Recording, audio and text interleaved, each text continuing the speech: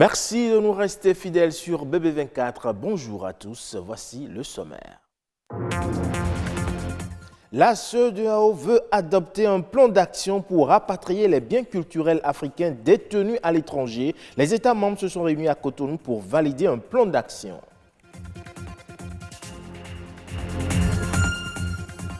La place Bagnol à Porto Novo, l'Étoile Rouge à Cotonou et le Temple du Piton à Ouidah sont quelques sites historiques qui enrichissent le patrimoine culturel du Bénin. Que faire pour mieux valoriser ces chefs-d'œuvre? Des précisions dans un instant. Enfin, le paradoxe de l'égalité des chances. On en parle avec ce concept qui voudrait que le statut social des individus ne dépende plus des caractéristiques ethniques, religieuses ou autres. Une vision qui peine encore à se réaliser.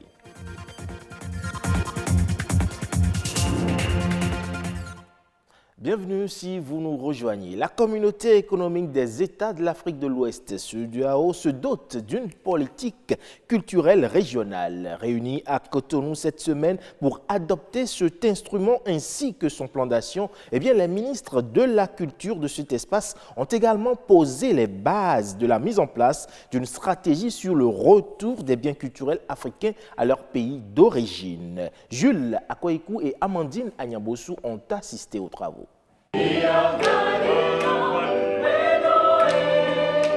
Contribuer au développement socio-économique durable et à l'intégration régionale par la promotion de la diversité culturelle et des industries culturelles et créatives, c'est l'objectif que s'est fixé la CEDEAO en se dotant d'un instrument de politique culturelle régionale. Les ministres de la Culture réunis à Cotonou vont adopter cette politique culturelle et son plan d'action. Les chefs d'État et de gouvernement de la CEDEAO ont adopté en 1987 l'accord culturel cadre, qui était demeuré la seule feuille de route en matière de culture pour tout l'espace au niveau régional. Et cette feuille de route a connu des évolutions, puisque les enjeux de la culture ont évolué. Vous voyez qu'avant, on parlait plus de la contribution de la culture pour le développement social. Maintenant, on parle beaucoup plus du développement, de contribution de la culture pour le développement économique avec l'apparition des industries culturelles et créatives. Donc, il était temps que la CEDEAO réfléchisse, que les ministres réfléchissent et adoptent une nouvelle politique qui tienne compte de ces nouvelles réalités de la culture. La rencontre a permis également au ministre de la Culture de la CEDEAO d'approuver le plan d'action régional 2019-2023 sur le retour des biens culturels africains dans leur pays d'origine. Une commande spéciale des chefs d'État. Lorsque vous rapatriez un bien, il faudrait que vous créez les conditions de son accueil, donc que nous ayons des infrastructures qui puissent accueillir et conserver convenablement ces biens qui sont malheureusement très nombreux. C'est un rapport qui a été fait, qui a été commandité par la France lorsque la question a été soulevée par les chefs d'État.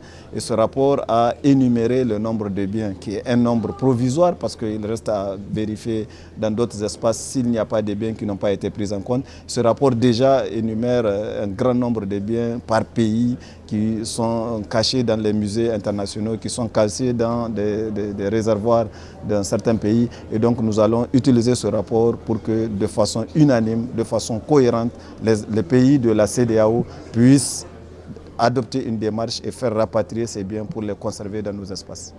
La contribution du secteur culturel au développement économique est une réalité. Les pays africains doivent investir davantage pour promouvoir leur culture. Au Nigeria, en 2013, l'industrie du divertissement a contribué à 8,2% du PIB. Ça a insufflé et ça a boosté le pays, et en tout cas au niveau du continent, pour garder de façon constante la première place économique au niveau du continent. Vous prenez le Burkina, où une étude réalisée en 2012 a permis de 2,4% du PIB. Au Mali également, une autre étude a été réalisée et c'est dans l'ordre de 2%. Et c'est comme ça dans les autres pays. La culture est le socle de développement et le défi actuel de la CEDEAO reste la formation des acteurs culturels pour une professionnalisation du secteur. On reste dans le domaine culturel pour dire que le Bénin dispose de plusieurs monuments qui jouent un rôle prépondérant dans le maintien de l'histoire et dans la valorisation de la culture et du tourisme. Mieux les entretenir serait gage de nombreuses opportunités touristiques pour le Bénin et pourquoi pas de leur inscription au patrimoine de l'UNESCO. Sites et monuments du Bénin, c'est un reportage signé Louis Koudobo et Baudelaire Kanchedi. Ces patrimoines immatériels sont chargés de symboles. Ici, il s'agit des monuments, places et sites historiques. Ils sont souvent érigés en mémoire d'un héros ou d'une histoire. Les monuments représentent des biens patrimoniaux. Les monuments ici représentent des espaces où on va à la source de notre culture, de notre civilisation. Ils représentent aussi des intrants qu'on peut mettre en valeur à travers des activités comme des activités en rapport avec le tourisme. Vu l'importance de ces biens immatériels dans la vie d'une société, il s'avère nécessaire qu'on leur accorde un soin particulier. Il faut affecter la gestion de ces sites-là à des ressources humaines qualifiées, compétentes. Et quand vous voyez par exemple l'espace Place des Martyrs, vous voyez les statues qui sont en bronze. Voilà, ces statues devaient être entretenues, donc nettoyées de façon périodique, etc. Et donc, cela appelle l'intervention de techniciens qui sait nettoyer. Voilà. Et aussi, ça appelle aussi la mobilisation de ressources pour pouvoir faire le travail. À Cotonou, on peut énumérer près de 25 sites historiques et monuments, mais aucun d'entre eux n'est inscrit au patrimoine matériel de l'UNESCO. Quels sont alors les critères d'éligibilité? Il est question de voir quelle est l'importance ou le rôle que ce site ou monument a ou joue dans la culture de la communauté donnée. Quelle est la place que la communauté accorde à ce site ou à ces monuments? Si les monuments et les sites historiques du Bénin sont bien entretenus et intégrés au patrimoine de l'UNESCO, le Bénin en tirerait un bénéfice certain. Lorsqu'un site est inscrit sur la liste du patrimoine mondial, c'est une ouverture pour drainer suffisamment de touristes. L'UNESCO envoie des experts, des techniciens pour apprécier, assister, rendre plus dynamique toutes les actions qu'on mène pour l'entretien ou la gestion de cet espace ou de ce site. Par période, l'équipe qui gère le site peut soumettre des dossiers d'accompagnement financier et bénéficier de ce soutien de l'UNESCO ou d'autres partenaires qui interviennent dans le secteur. Vous savez, l'Afrique a un fonds, le Fonds africain de développement du patrimoine, qui est là. Et donc, dès que le projet est validé, ce fonds vient pour renforcer ou accompagner l'initiative. Les sites et les monuments participent à la promotion du patrimoine culturel de par leur diversité. Ils ont ainsi besoin d'une conservation pour retracer le passé aux générations futures. On parle à présent de l'égalité des chances, cette vision de l'égalité qui cherche à faire en sorte que les individus disposent des mêmes chances, des mêmes opportunités de développement social, indépendamment de leur origine et de leur sexe. Mais aujourd'hui, l'égalité des chances est un concept aveugle aux inégalités sociales. Comment s'entend l'inégalité des chances entre femmes et hommes aujourd'hui et comment peut-on comprendre le paradoxe qui s'observe dans nos sociétés? Une jeune femme leader nous éclaire. L'égalité des chances, c'est une vision de l'égalité qui veut que tout individu puisse avoir les mêmes chances et puisse disposer des mêmes opportunités pour pouvoir atteindre des objectifs de façon positive, indépendamment de son origine, que l'origine soit ethnique, que ce soit une question de sexe, que ce soit des moyens financiers, que ce soit une origine liée également au lieu de naissance ou même que cela soit lié à un quelconque handicap. On a besoin que cette personne ou cet individu ait un niveau un peu plus élevé. Maintenant, l'associer à l'homme et la femme, c'est comment faire pour que l'homme et la femme ensemble puissent se retrouver dans les mêmes prédispositions.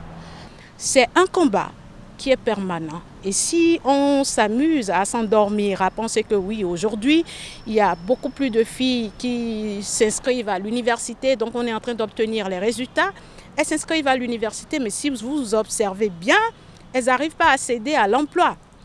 Elles obtiennent le diplôme, mais nous devenons des vendeurs ou des commerçantes de tel ou de tel. C'est vrai, c'est une passion, c'est un potentiel à développer que de faire du commerce, mais transformer son diplôme ou prendre son diplôme, mettre le diplôme dans les tiroirs et devenir commerçante de tout, nous en avons un peu partout maintenant. Moi, je crois que c'est déjà une sorte d'inégalité.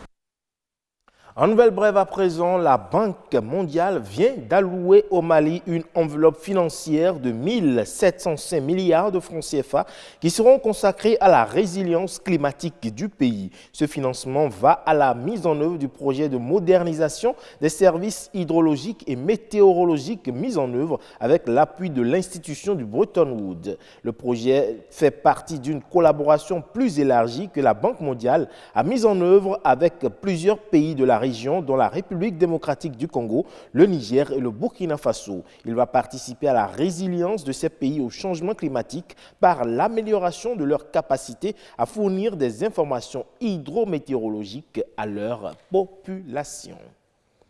Au Sénégal, à présent, la digitalisation des informations sanitaires est l'un des projets phares qui vient de voir le jour. À travers un accord de partenariat, l'accent est mis sur l'importance de faciliter la télémédecine et l'échange d'informations sur les patients. Plus de précisions dans cet élément de nos confrères de la RTS. Avec cet accord paraphé, le FONSIS s'engage dans la mobilisation de ressources visant à financer des projets du ministère de la Santé et de l'Action sociale. La digitalisation du système d'information est l'un des points phares. Un grand projet de mise en place d'un dossier médical partagé.